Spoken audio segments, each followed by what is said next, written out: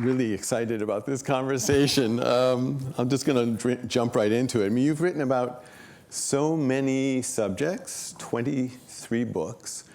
As far as I know, you've never written about elephants. So I wanted to ask you, first of all, what was the inspiration for Leaving Time? Well, had nothing to do with elephants at first, actually. So I have 3 kids, and my youngest is a daughter named Sammy. And she was getting ready to go off to college. And her brothers had already left, so I was becoming an empty nester. And it upset me more than I thought it was going to. I was really thinking about what it would be like to be left behind.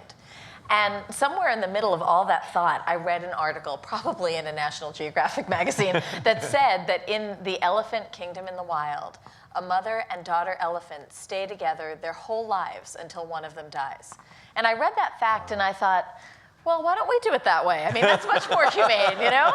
And it kind of got me thinking. And I began to do a little background research on elephants and, in particular, how their minds work. A lot of people love elephants or, collect elephants, but don't necessarily realize the cognitive abilities that elephants have. They can feel grief and pain and loss, and they have incredible memories. All of those things are part of the elephant brain. And the more I learned about that, the more I realized this was a perfect metaphor for the book, and that I had a profession for one of the main characters in the book. Part of the challenge of the book is that you're writing in different voices. You're writing in the voice of a scientist. Was it difficult as a writer to switch your brain to do that? No. The book is the story of this woman, Alice Metcalf, who studies elephant grief and cognition. And she runs a sanctuary with her husband. And one night, there's a horrible tragedy at the sanctuary. And a caregiver is trampled by an elephant. And that same night, Alice disappears off the face of the earth. And the only person who's a witness is her 3-year-old daughter, Jenna. The problem is, Jenna can remember none of it. And Jenna then begins the book 10 years later, believing that her mother never would have left her willingly and that she is going to find this woman. And she enlists the help of a failed psychic named Serenity and an alcoholic detective named Virgil, and the 3 of them are somehow going to find her mother. But you also get to hear from Alice, and the way you get to hear from her is the way Jenna gets to hear from her, by poring over her research entries and her journals. And that's what Jenna's done for the past 10 years, is try to find her mother literally between the lines of what she's left behind. Right. One of the things that impressed me so much about the book was the beautiful, detailed descriptions of elephant behavior and just elephants. And so you must have done a lot of research for that. And I'm wondering how you went about doing that research. For this book, I knew that I needed to see both elephants in captivity and elephants in the wild, because the main character in the book, whose name is Alice Metcalf, who is actually missing for most of the book. She drives the book as her daughter Jenna tries to find her. Alice is an elephant researcher who studies grief and cognition in elephants. And she studies them in the wild in Botswana, and then she runs a sanctuary with her husband in New England. So I began by doing research at a place called the Elephant Sanctuary, which is in Hohenwald, Tennessee. The elephants who come to live there are elephants who have been in circuses and zoos their entire life, and in many cases have been very horribly abused. Coming to the sanctuary means that they have hit the jackpot of retirement homes. So I got to see how a sanctuary runs, which was really important for the book because a lot of the action takes place in a sanctuary. But I also needed to know what Alice's research was about. And so I went to Botswana and I worked with an elephant researcher who studies the migration of elephants in the Tule Block. And I got to observe some incredible behaviors of elephants in their natural habitat, which were phenomenal. Everything that you read in the book is something that either I experienced or that I was told by someone at the sanctuary or by this researcher. So every story in there is true. Wow. How long were you at each place? I was at the Elephant Sanctuary for just a smattering of days. It was a couple of days, but it's 2,700 acres, most of which I wouldn't be able to access by foot because I'm not an elephant. And something that a lot of people don't realize is that elephants in captivity often die of foot problems because they've been standing on concrete for so long. And if you think about it, in the wild, an elephant gets to walk on top of different terrain. So, for example, there was an elephant at the sanctuary that had such severe cracks in her feet that Teva, you know, the Teva company that makes sandals, they made these giant Tevas for her. And she wore these giant Tevas around for a while. Yeah. And then when I was in Botswana, I was there for about a week. It was fantastic because you'd get up every morning and you would basically go on safari. And I got to see this fantastic matriarch. The matriarch is the female head of the herd who runs the herd. She's usually the biggest elephant and the one who has the most collective knowledge, often the oldest elephant. And she was leading her herd up this little incline and sliding down on her butt over and over, like it was a little playground slide. And it was so fun to watch this whole herd just keep doing it. And then we came across two young males. They had this giant dung ball, which is kind of gross, but they were kicking it back and forth like it was soccer, just back and forth. And it was totally play. There was no other reason for it. You know, so it was really fun to be able to see behaviors like that. That's really, really great. Yeah.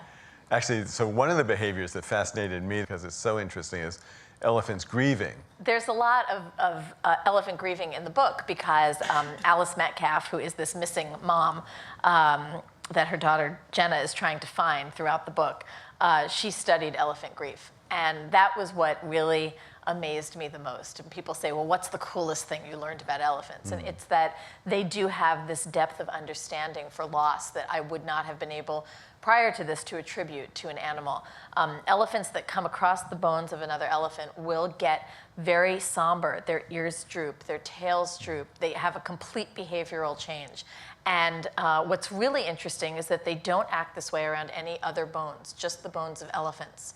They have been known and very often return to the site where an elephant has died for years afterward as if they're paying respects, like they're going to a grave site. And again, when they get there, they get very quiet, somber, reverential. They stay for a few hours, and then they move on.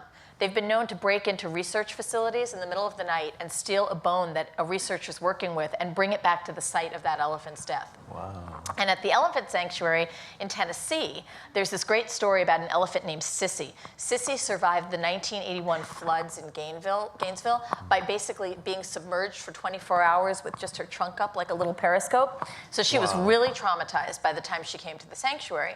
And it took her a very long time to bond with other elephants, which they let happen naturally, which of course is one of the issues with zoos because you can't just stick two elephants together and expect them to be friends. So she, instead of bonding with an elephant, began to carry around a tire. Like everywhere she went, it was like a security blanket, like a little pacifier. And for years, she carried this tire around. And then finally, she bonded with an elephant named Tina. For years, they were inseparable. And then one day, Tina got ill and she died. When she died, Sissy stayed with her the whole time she was dying, stayed by her grave for a day after she died, and then very carefully they watched her take that tire and lay it on the grave, kind of like we'd place a wreath. Wow. And she left it there for her friend, as if she knew her friend needed it more now. Wow. Right? I know. Amazing. That's really amazing. Yeah. Maybe we should watch the clip on the elephant behavior. We have Oh, yeah. we have an This is amazing, great. wonderful clip about elephant behavior that we would like to share with you all tonight. This is a large adult male named Stony, and he's doing what we call tusk ground or tusking the ground. Look at him. He is so silly. Look how he's right down on the ground. Most males do this when they're threatening another male, and it's kind of a way of saying, this is what I'm going to do with you if I get hold of you. Now he's just looking at me, and he's now starting to shake his head and doing what I call a head waggle. Now that's an invitation to play. This is just a really cute video of two young elephants, two juveniles, doing what we call play social rub. They're lying on the ground and just wiggling against each other. Elephants love to do this, especially kind of in the late afternoon when they've had a lot to eat and they're feeling good. This was filmed in the evening. It was about an 11-year-old female and two infant calves that she was looking after. And she was so cute with them. She just lay down in this sort of dust wallow here and allowed them to clamber all over her.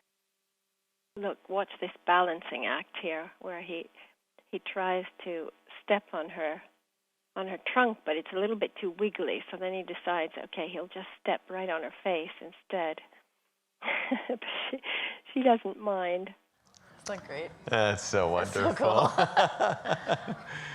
And poaching we haven't really touched on yet, and that's the sad thing about elephants, that when you fall in love with them, then you begin to realize that they are being killed at a rate of 38,000 elephants a year. And by that estimate, they'll be gone in the wild in Africa in 10 years. And I don't know about you, but I want my grandkids to be able to see elephants, you know? So it became very important for me to learn about poaching, which I really didn't know much about, and to figure out why it's important for us in this country where we don't have elephants to really support the initiatives to take care of elephants that are being threatened.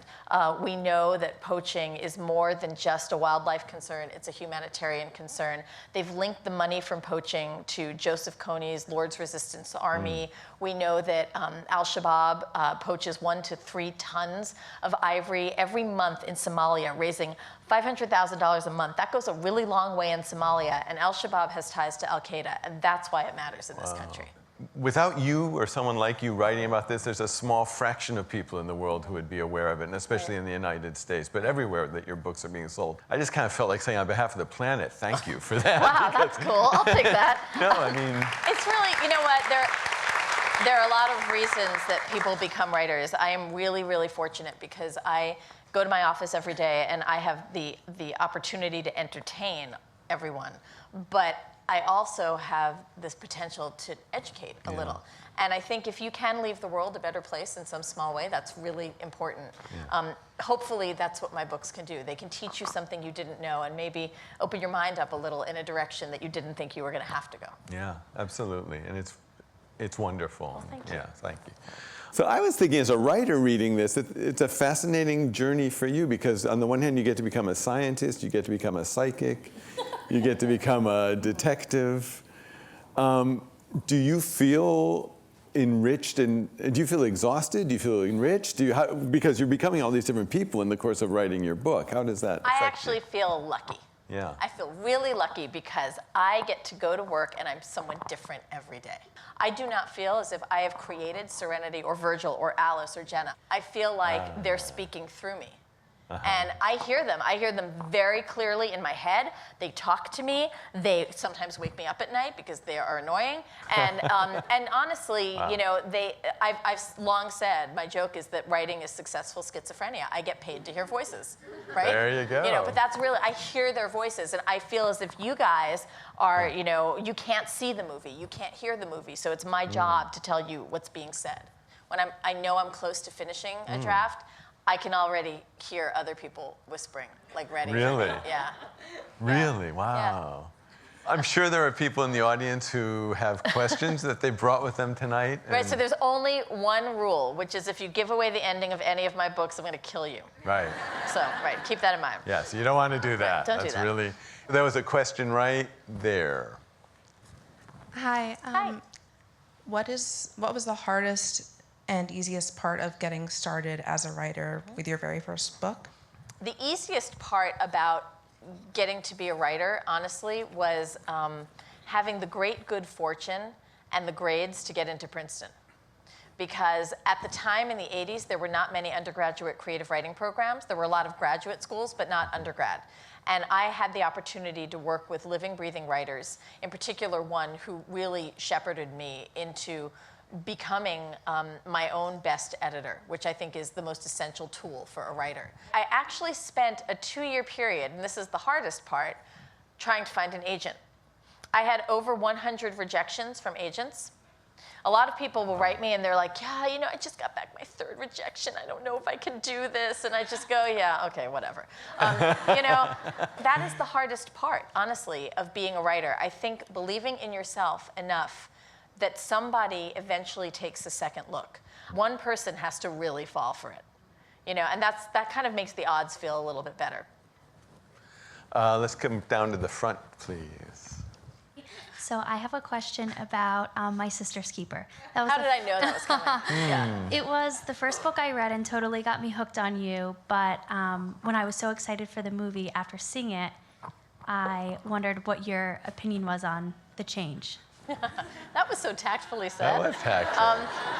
So here's the thing about selling books into movies. what most of you don't realize is that the writer does not have any say over what happens. There are exceptions, but in the vast majority of cases, you sell your property to a studio and then they do with it whatever they want to do, and you are not asked for any contributions whatsoever. It's like giving a baby up for adoption, and we writers try really hard to find a good home for a baby, but sometimes it doesn't work out. And in my case, I was actually asked to try and interview Nick Cassavetes, the director, before he was hired. And I said to him that the only thing that was really important to me in the book that should stay the same was the ending.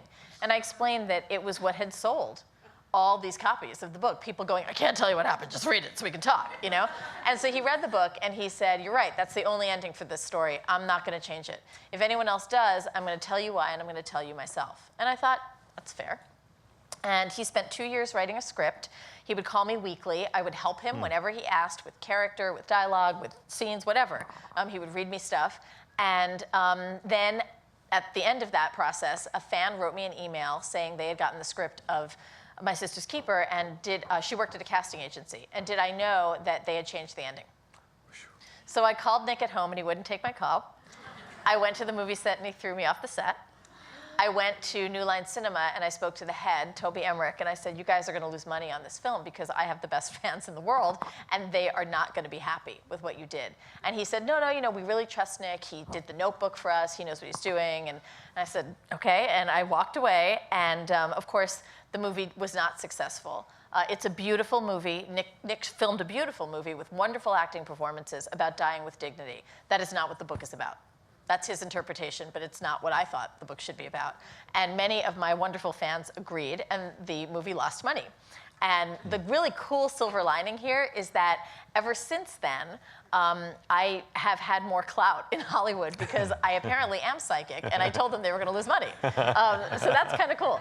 But it was not a pleasant experience. Would it mean that I wouldn't do it again? No, because ultimately, let's be real, in most cases, the book is always better than the film, right? And for those of you who went to go see My Sister's Keeper and were as disappointed as I was, the good news is that you get to go home and pull that book off the shelf and read the story the way it should be, right? Yeah.